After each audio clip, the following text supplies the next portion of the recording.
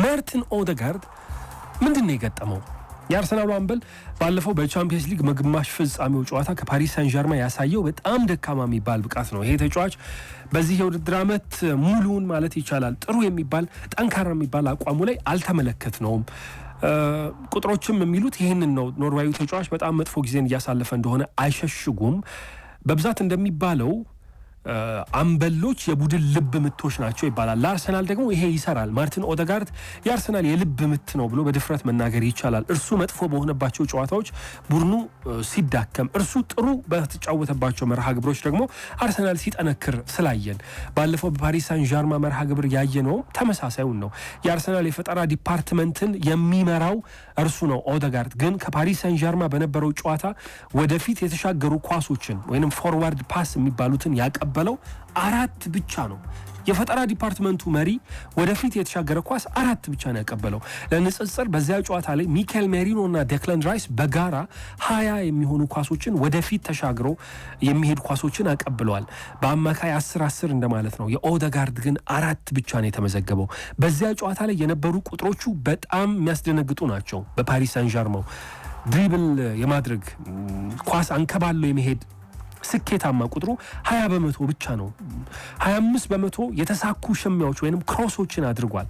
ከዚያ ባለፈ የዱዌል ወይንም የእርስ በርስ ፍልሚያ የማሸነፍ ንጻሬው በዚያ ጨዋታ 37.5% ነበረ። ሁሉም ከ50% በታች ናቸውና በጣም የወረደ ቁጥር ነበረ በፓሪስ ሳን ዠርማን ጨዋታ ያሳየውና ዘንድሮ እያሳለፈ ያለውን ጊዜ አጋልጦ ያወጣበት ነበረ የፓሪሱ ፍልሚያ።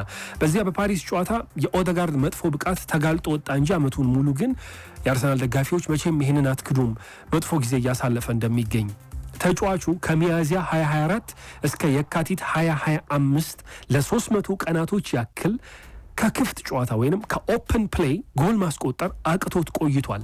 ከዚያ በኋላ ጎል ማስቆጠር የቻለው የካቲት ላይ ነው። በ3 ጨዋታ 2 ጎል አገባ። ዳይናሞ ዛግሬብ እና ማንቸስተር ሲቲን በገጠሙባቸው ጨዋታዎች ያንን የጎል ድርቁን ከቆረጠ በኋላ በሊግ ጨዋታዎች አመቻችቶ ማቀበል የቻለውም ከቆመ ኳስ ብቻ ነበረ። 2 ኳሶችን ከቆመ ኳስ አመቻችቶ አቀብሏል። በክፍት ጨዋታ ግን አመቻችቶ ማቀበል የቻለው ከኢፕስዊች ታውን ጋር በነበረ ጨዋታ ለሊያንድሮ ትሮሳርድ አክሲደንታል ወይም በድንገተኛ መንገድ ያቀበላት ኳስ ነበረ።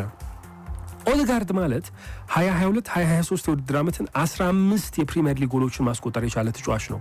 ባለፈው የውድድር ዓመት በሊጉ ጎል አመቻችቶ ለጎል የሚሆን ኳስ አመቻችቶ በማቀበል በ2 ተጫዋች ብቻ የሚበለጥ ነው 10 የሊግ አሲስቶች ወይም ለጎል የሚሆኑ ኳሶችን አመቻችቶ ማቀበል የቻለ ተጫዋች ነው። ዘንድሮ ግን በፕሪሚየር ሊግ እና በቻምፒየንስ ሊግ በእነዚህ 2 ትልልቅ ውድድሮች ላይ የኦዴጋርድ ቁጥሮች ያስደነግጣሉ። 5 ጎልና 8 ለጎል የሚሆን ኳስ ብቻ ነው በቻምፒየንስ ሊግ እና በፕሪሚየር ሊግ ውድድሮች ያስመዘገበው። እንግዲህ በቻምፒየንስ ሊግ አርሰናል እስካሁን ግማሽ ፍጻሜ ደርሷል። በሊጉም ቢሆን 30 ምናምን ጨዋታ አድርጓል እና 13 ጎሎች ላይ ብቻ ነው ኦዴጋርድ የተሳተፈው። ይሄ ተጫዋች ከዚህ በፊት የነበረው ቁጥሮችን ስንመለከት ለምሳሌ 2022-2023 በየ90 ደቂቃ ጎልና አሲስት ወይንም ለጎል የሚሆን ቀጥተኛ ተሳትፎ 0.63 ያደርግ ነበረ። ይሄ ማለት በ3 ጨዋታ ውስጥ 2 ጎሎች ላይ በቀጥታ ይሳተፋል ማለት ነው። ወይ ያገባል ወይ ለጎል የሚሆኑ ኳሶችን አመቻችቶ ያቀብላል። ከዚያ በኋላ በነበረው ዓመት 2023-2024 ላይ በየ90 ደቂቃ 0.52 ወይ በጎል ወይ በአሲስት ይሳተፋል። በ2 ጨዋታ ላይ 1 ጎል ወይ ኦዴጋርድ ያገባል ወይ አሲስት ያደርጋል እንደማለት ነው። ዘንድሮ በየ90 ደቂቃ ያለውን የጎል ተሳትፎ ሬሾ ካየን ወደ 0.35 ወርዷል። በ3 ጨዋታ 1 ጎል ላይ እንደመሳተፍ ማለት ነው። ታዲያ ይሄ የኦዴጋርድን መውረድ አያሳይም? ይሄ አይመሰክርበትም? እርግጥ ነው የኦዴጋርድ አስፈላጊነት በቁጥሮች ተጽዕኖ በቁጥሮቹ በጎልና በአሲስት መጠኖቹ ብቻ የሚተመን አይደለም። የ26 ዓመቱ ተጫዋች ከዚያ የበለጠ ተሳትፎ አለው። ከዚያ የበለጠ ተጽዕኖዎች አሉት በቡድን ውስጥ። አሁንም ቢሆን ከመሐመድ ሳላህ ጋር የሚነጻጸሩ ቁጥሮች አሉት። ለምሳሌ በየ90 ደቂቃ ፓስ ሊዲንግ ቱ ሾት ይሉታል እነሱ።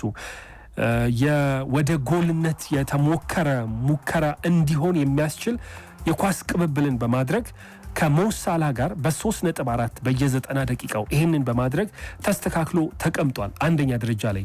ከነርሱ ቀጥሎ ያለው ኮል ፓልመርና ብሩኖ ፈርናንዴዝ ናቸው 3.1 አላቸው። ዶሚኒክ ዞቦዝላይ 3 አለው። ወደ ጎል ሙከራ የሚሆን የኳስ ቅብብል ማድረግ ፓስ ሊዲንግ ቱ ሾት አሁንም ቢሆን በዚህ ደረጃ ከሞሳላ ጋር ነው ቁጥሩ የሚስተካከለው። ከዛ ባለፈ የቡድኑ ዋነኛ መሪና የታክቲክ ግንዛቤን ለቡድኑ የሚሰጠው እርሱ ነው። የታክቲክ መሪ ነው ብሎ መናገር ይቻላል። ታክቲካል አንደርስታንዲንጉ በጣም የላቀ ተጫዋች ነው። ባለፈው ካያችሁ ሚኬል አርቴታ በፓሪስ ሳን ዠርማ ከፍ ያለ ብልጫ በተወሰደበት ጨዋታ ላይ በመጀመሪያዎቹ 20-25-30 ደቂቃዎች ፓሪስ እንደዚያ ሲያስቸግረው የጨዋታ አስተላለፉን ለመቀየር ወደ 4-2-3-1 ለማድረግና የፓሪስን ጫና ለመቋቋም ሲያስብ መጀመሪያ ጠርቶ ያናገረው ኦደጋርድን ነው። ኦደጋርድን ጠርቶ ነው ካናገረው በኋላ ከዛ ለተቀሩት የቡድን አጋሮቹ ኦደጋርድ ደግሞ ነግሯቸው ሜዳ ላይ ጨዋታውን ለመቀየር የቻሉት። እንደነዚህ ያሉ ተጽዕኖችንም ሜዳ ላይ ያሳርፋል። የኦደጋርድ ግን ጥራት ከፍ ያለ ስለሆነ በትልልቅ ጨዋታዎች ላይ ልዩነት ፈጣሪው ተጫዋች እርሱ እንደሆነ ይጠበቃል። እንደነዚህ ያሉ የመሪነት ሚናዎችን ብቻ አይደለም መውጣት ያለበት፣ ደግሞ ልዩነት ፈጣሪ ሆኖ ቡድኑ አሸናፊ እንዲሆን ማድረግ አለበት። ይሄንን ድርሻ እርሱ ብቻ ሳይሆን ኃላፊነቱን እንደነ ሳካ፣ ደክለን ራይስ ያሉ ተጫዋቾችም ይጋሩታል ካይ ሃቨርትዝን ጨምሮ። ኦደጋርድ በዚህ የውድድር ዓመት በአንዳንድ መመዘኛዎች የምንጊዜም የሁልጊዜው ዝቅተኛ የሚባሉ ቁጥሮችን እያስመዘገበ እየወጣ ነው። በአንዳንድ መመዘኛዎች ለምሳሌ በኳስ ማንከባለል ወይንም በድሪብሊንግ እና በዱዌል በሽሚያ ኳስ ማሸነፍ ላይ በጣም ዝቅ ብሏል። ይሄ ደግሞ ለአርቴታ አጫዋት በጣም ወሳኝ የሚባሉ መልኮች ናቸው፣ ወሳኝ የሚባሉ ተግባራት ናቸው። ድሪብል ማድረግ፣ እየገፉ ኳስ ወደፊት መሄድ፣ ከተጋጣሚ ቡድን ላይ በመጀመሪያው በእነርሱ የፕሬሲንግ ቀጠና ላይ ኳስን አሸንፎ ወደ ጎል እንዲቀየር አጋጣሚዎችን መፍጠር። ይሄንን እያደረገ አይደለም። ለንጽጽር እንዲሆን ቁጥሮችን ላንሳ። ለምሳሌ ኳስ ማንከባለል ወይም ድሪብሊንግን ስንመለከት 2020-2021 የውድድር ዓመት የኦደጋርድ የተሳካ ድሪብል የማድረግ ቁጥር ንጻሬው 76.5% ነው። ድሪብሊንግ ሞክሮ 76.5% ይሳካለታል። 2023 ላይ እንምጣ። 63% የተሻለ እድል አለው ድሪብል በማድረግ ሞክሮ ማለት ነው። 2023-2024 ወደ 50% የሚጠጋ ነው።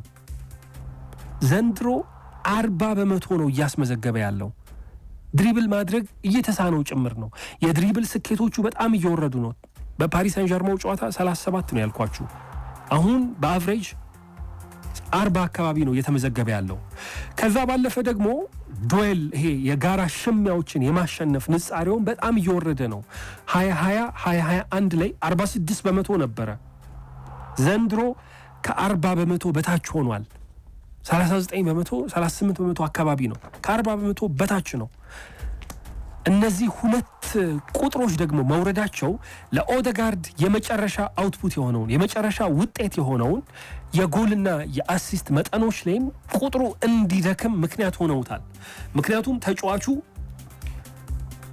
በእርስ በርስ የጋራ ሽሚያ ኳሶችን ማሸነፍ፣ የተሳካ ድሪብል ማድረግ መጨረሻ ላይ ጎል እንዲያገባና መጨረሻ ላይ ለጎል የሚሆኑ ኳሶችን አመቻችቶ እንዲያቀብል ያግዙታልና የነዚህ ቁጥሮች መውረድ በመጨረሻው ምርት ላይ ድክም እንዲል ምክንያት ሆነውታል። የኦደጋርድ አቋም ለመውረዱ በጣም ብዙ ምክንያቶች ግን እንደ ምክንያትነት እየተጠቀሱ ይገኛል። አንደኛው ምክንያት የውድድር ዓመቱ መጀመሪያ አካባቢ የገጠመው ከባድ የቁርጭምጭሚት ጉዳት ነው። ይሄ ጉዳት ለ6 ሳምንታት ያህል ከሜዳ እንዲርቅ አስገድዶታል እና ወደ ሜዳ ሲመለስ ብቃቱ ወርዶ ነው የተመለሰው። ከዚያ ባለፈ ህመም ሲፈትነው ነበረ። ማርቲን ኦደጋርድን የልጅ አባትም ሆኗል። እንቅልፍ ጦትም አለ። ህመም ፈትኖት ጥር ወር ሰሞን ላይ ከወልቭስ ጋር በነበረ ጨዋታ በህመሙ ምክንያት ጨዋታ እንዳላደረገ ሚኬል አርቴታ ሲናገር ነበረ። ትዝ ካላችሁ ደግሞ ከህመሙ ለማገገም የተራዘመ ጊዜ ነው የፈጀበት የሚሉ ሪፖርቶችም እየወጡ ነው። ቶሎም ዳን አላለም። ከህመሙ እንዲሻለው ጊዜ ፈጅቶበታል እና ደግሞ አባስ ሆኗል። እርሱ በእርግጥ የበለጠ ኃላፊነት፣ የበለጠ ደስታ፣ የበለጠ በራስ መተማመን ቢጨምርም ደግሞ እንቅልፍ ማጣትም አለ። ሌሊት ልጅ ይቀሰቅሳል እያለቀሰ እንደምታውቁት። እነዚህ ችግሮች ሪትሙ እንዲበላሽ ያስገድደውታል። ብቸኛ ምክንያቶች አይደሉም፣ እንደ አንደኛ ምክንያት ይጠቀሳሉ። ሌላኛው ግን ምክንያት የቡድን ተጫዋቾቹ አብረውት የሚሰለፉት ተጫዋቾች መፈራረቃቸው እንደ ምክንያትነት እየተጠቀሰ ነው። ከእርሱ ጋር አብረው ይሰለፉ የነበሩ ተጫዋቾች አሁን ሜዳ ላይ እየተሰለፉ አይደለም። አንደኛው ካይ ሃቨርትዝ እና ጋብሪኤል ጄሱስ አለመኖራቸው ነው። አሲስት ከሚያደርጋቸው ተጫዋቾች መካከል እነዚህ ይጠቀሳሉ። ሃቨርትዝ፣ ጄሱስ የሉም። እነዚህ አለመኖራቸው ጥሩ እንዳይጫወት ሪትሙ እንዲበላሽ ምክንያት ሆነዋል። ከዛ ባለፈ the original right side እየተባለ ይጠራል። የሚካኤል አርቴታ ኦሪጂናሉ የቀኝ መስመር አስፈሪው ጥምረት የቤን ዋይት፣ የቡካዮ ሳካ እና የማርቲን ኦዴጋርድ ጥምረት በዚህ ውድድር ዓመት አልተመለከትነውም። ተበታትኗል ለብዙ ጨዋታዎች።